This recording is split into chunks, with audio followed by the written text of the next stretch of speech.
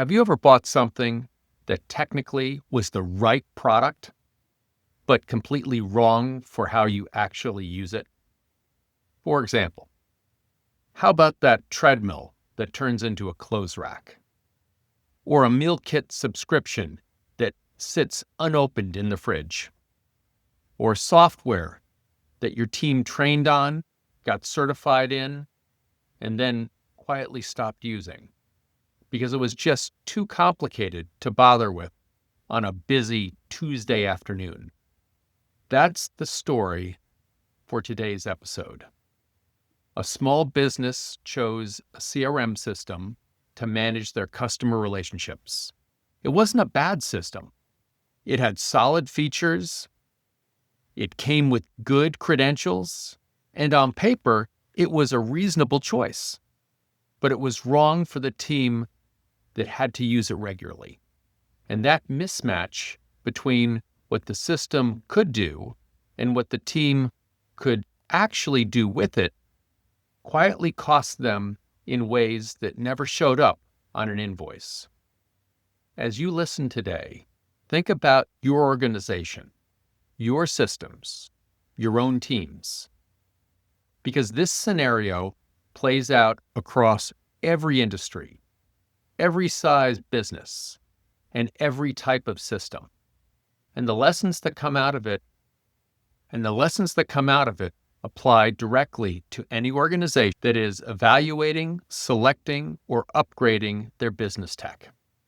Welcome to End Business Tech Frustration, the podcast for small and mid-sized business leaders and entrepreneurs who are struggling with technology that is not meeting their business needs. I'm Jim Kenyon, and for more than 35 years, I've helped businesses fix their tech, align their people and processes, and implement systems that actually work. In each episode, I break down real stories, practical strategies, and simple frameworks that help you choose the right tools, roll them out the right way, and build a business that runs smoothly. If your technology isn't supporting your business and delivering the results that you need, you're in the right place. Let's get started. So let me share with you some details about this business. It was a small team, not a startup, not a large enterprise, a small working organization with real customers, real events, and relationships to manage. And like a lot of small organizations, everyone wore multiple hats. There was no dedicated technology team. There was no IT department. They were just a group of people trying to do a lot of things well with limited time and limited bandwidth. They also had something that many small organizations deal with: high turnover. People came and went, and every time someone new came in, the learning process started all over again. Their priority wasn't optimizing their tech stack. Their priority was just making things work, getting through the day, and serving their customers. Does that sound familiar? Now, they had a CRM system, a customer relationship management system, the platform that was supposed to be their central hub for everything related to their customer. It was supposed to contain their contacts, history, communication, events, any type of outreach, and all of that was supposed to live in one place. So the system they chose was very capable. Really, it was capable. It had a lot of functionality, but it was also very complex. And that complexity for this team, with their resources, their turnover, their pace, it turned out to be a core problem. So what went wrong? Let me walk you through what I observed. And as I do, I want you to listen for patterns that might look familiar with your own organization. First, the system was too complex for the team that had to use it. This wasn't a reflection on the team's capability. These were smart, hardworking people, but the CRM required a level of understanding that only comes from using it consistently and repeatedly. And here's the challenge. Because of the high turnover and the demands on people's time, they didn't use it frequently enough to stay sharp. So every time they came back to perform a task, which they hadn't done in a few weeks, or if they had to show a new person how to do something, they were essentially relearning the process from scratch. Now, this takes time and it creates frustration, and over time, it creates avoidance. When your team can't use a system with confidence, they don't push through the frustration and figure it out. They find a way around it. And those workarounds, they come at a cost. So second, training and support weren't adequate. There were no clear, step-by-step instructions for how to perform common tasks. No support documentation that a new person could pick up and actually follow. When someone got stuck, they had to either find a colleague who knew the answer, which wasn't always possible, and when they reached out to the vendor, the response was slow. So getting answers took time. And for a small team, already stretched thin, waiting for support isn't a minor inconvenience. It's a disruption that ripples through the day. Now add to that fact that when new features were released, there was no clear communication about what had changed or what was now available. No updated training. The new functionality just appeared or didn't appear, depending upon how you look at it. So the team kept doing things the old way because they didn't know there was a better option. So a system your team can't get reliable help with is a system your team can't trust. And a system they don't trust is a system they will eventually stop using. Third, only a fraction of the system functionality was ever used, and that resulted in limited return on the investment. Think about that for a moment. The organization was paying for a full-featured CRM, and they were carrying the cost of licensing, the cost of implementation, the cost of whatever training they did manage to provide. And they were using, at best, only a small slice of what the system could really do. Not because the features weren't there, but because the team didn't know about them, how to use them, and they didn't have the training to use them. And they didn't have the support to help them get there. So it's not just what you pay for the software, it's what you lose by not using it. And in this case, the capabilities that could have improved performance, saved time, strengthened customer relationships were sitting unused because the organization never had the bandwidth to unlock them. 4, the complexity of the CRM pushed people towards other systems. And this is where the situation really started to compound. Because when the CRM was too hard to use for a specific task, managing an event, coordinating an activity, sending a communication, people looked for something easier. And they found it. There were plenty of purpose-built tools out there that were intuitive, approachable, and quick to learn. Tools that felt good to use on a busy day when you didn't have time to wrestle with all of that complexity of the CRM. So people started using those tools for specific customer events, for specific activities, and for a while it worked. Things got done. But here's what also happened. The templates they built, the communications they sent, the records they created, they lived in these other systems, not in the CRM, not in one central place. And those systems, they didn't talk to each other.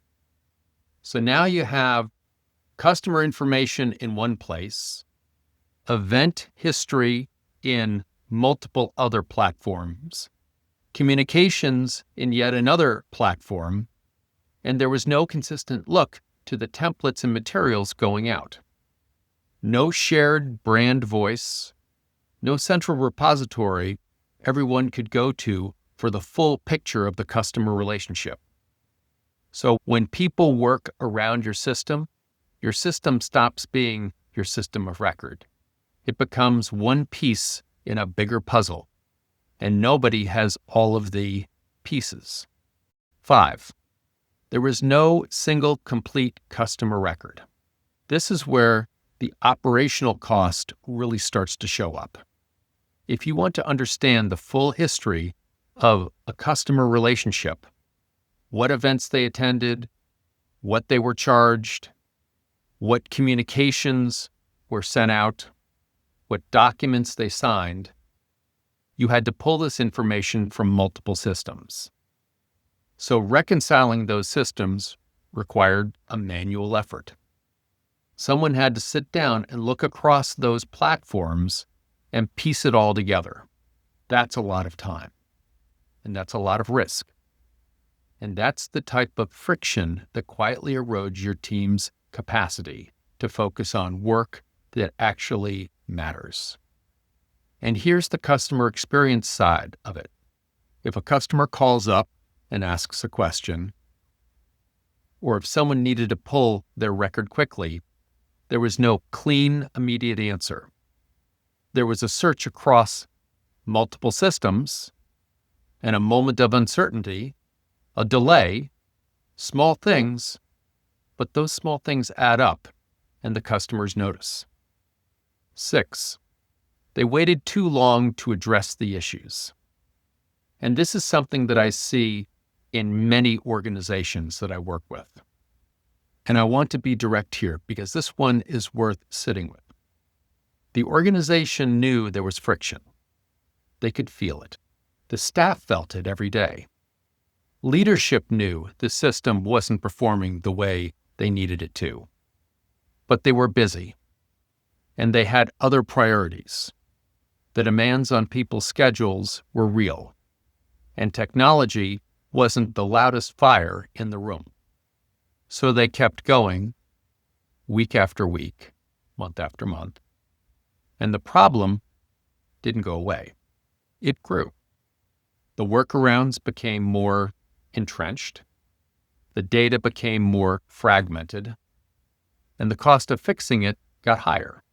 And when they finally did address it, they were doing so under pressure, rushed decisions, limited runway, more stress, more cost, and more disruption than if they had acted when the signs first appeared. Putting off a technology decision doesn't eliminate the problem. It guarantees that you'll have to deal with it later, under worse conditions, with less time, and at a higher cost. So now let's talk about cost. Because leaders often think about the cost of a system in terms of the license fee, the monthly subscription, the implementation invoice. But that's not where the real cost lives. The real cost lives and shows up in lost productivity. The hours spent relearning, working around, and reconciling across systems every single week. Multiply that across a full team, across a full year, and it's significant. It shows up in wasted investment, paying for a system that is only being used at a fraction of its capacity. It shows up in lost opportunities, features and capabilities that could have improved their results, but they're sitting unused because the team doesn't have the training or the support to reach them. It shows up in staff frustration. And I don't want to minimize this. When the tools that people rely on make their jobs harder instead of easier, it wears on them. It affects morale. It affects retention. And in an organization already dealing with high turnover, that's not a small thing. It shows up in data risk. No reliable single source of truth for a customer record meant decisions were being made with incomplete information. There wasn't a technology failure. The technology worked exactly as it was designed. There was a mismatch between the system and the people and the processes and the organization that had to live with it every day. Now, here's what I want you to take away from this story. This example is not unique to this system. It's not unique to this industry.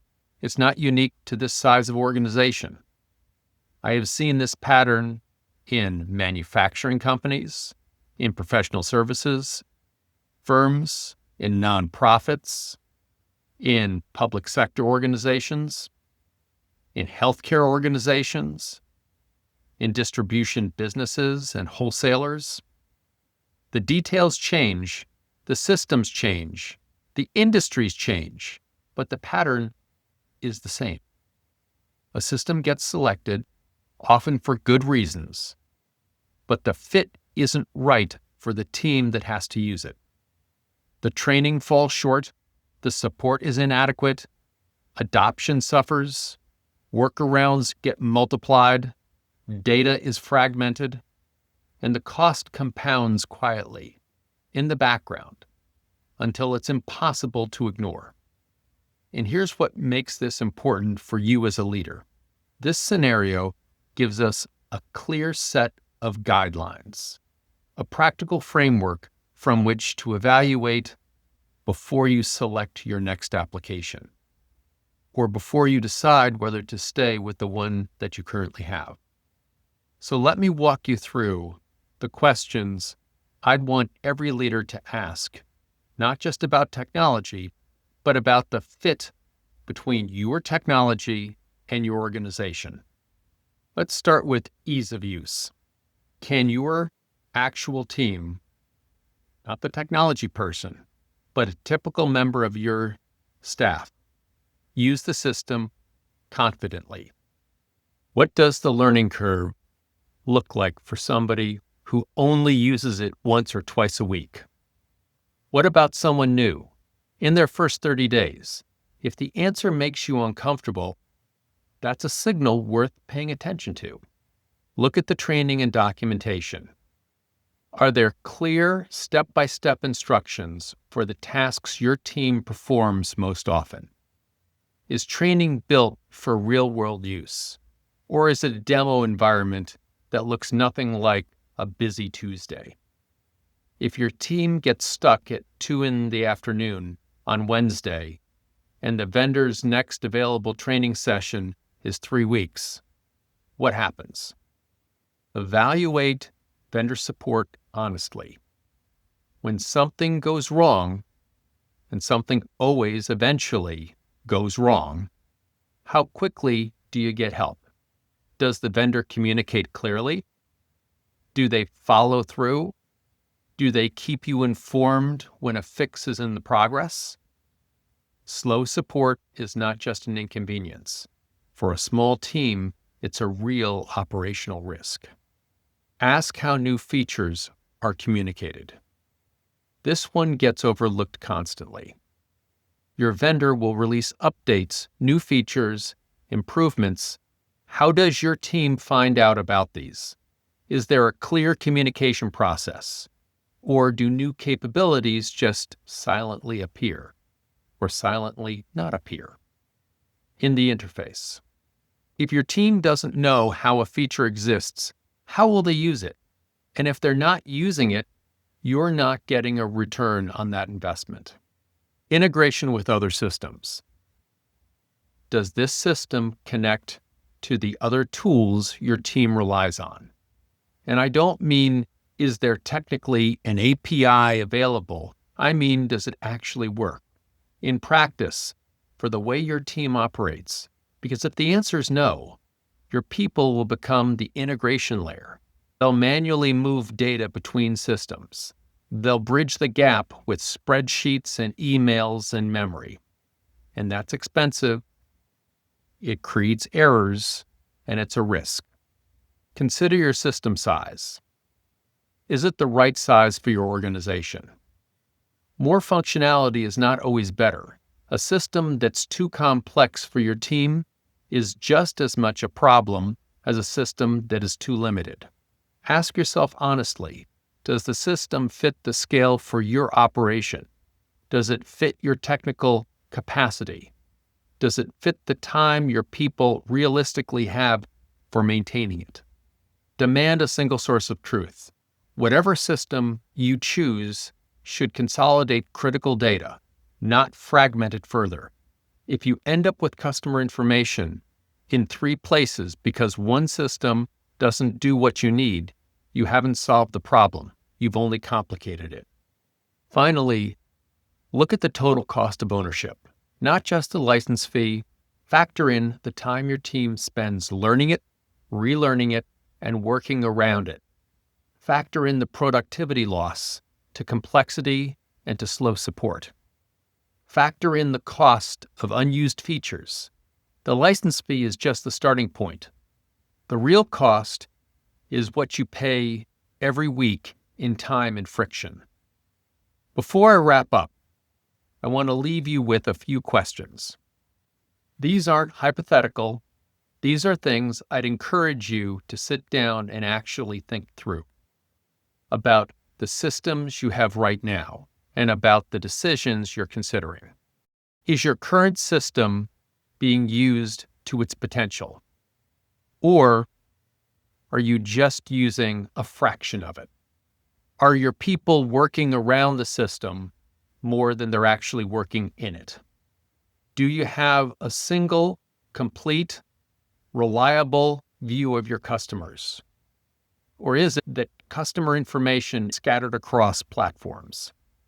Are your systems creating efficiency or creating friction? And most importantly, are you being proactive about this? Or are you waiting until it becomes a crisis? Because here's what I know to be true after 35 years of doing this type of work. Technology problems don't fix themselves. They compound.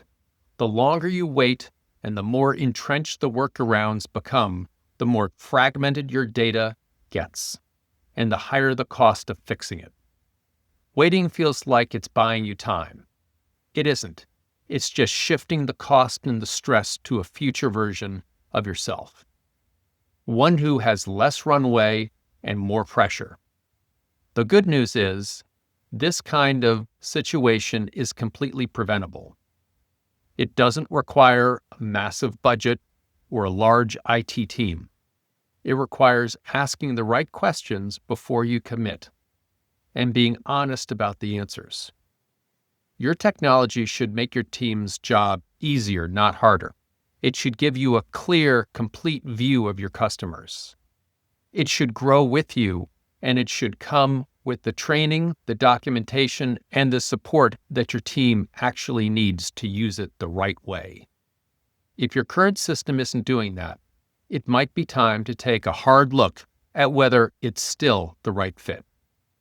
Thanks for listening to End Business Tech Frustration. If you enjoyed today's episode, subscribe or follow the show so that you never miss an insight. And if your business is struggling with technology that doesn't support your goals, connect with me on LinkedIn. I'd love to hear how technology is impacting your business, whether it's good, bad, or just downright painful. Remember, your technology should empower your people, strengthen your processes, and make your business thrive. If it's not doing that, I'm here to help you get your tech right and to get real value from it. See you in the next episode.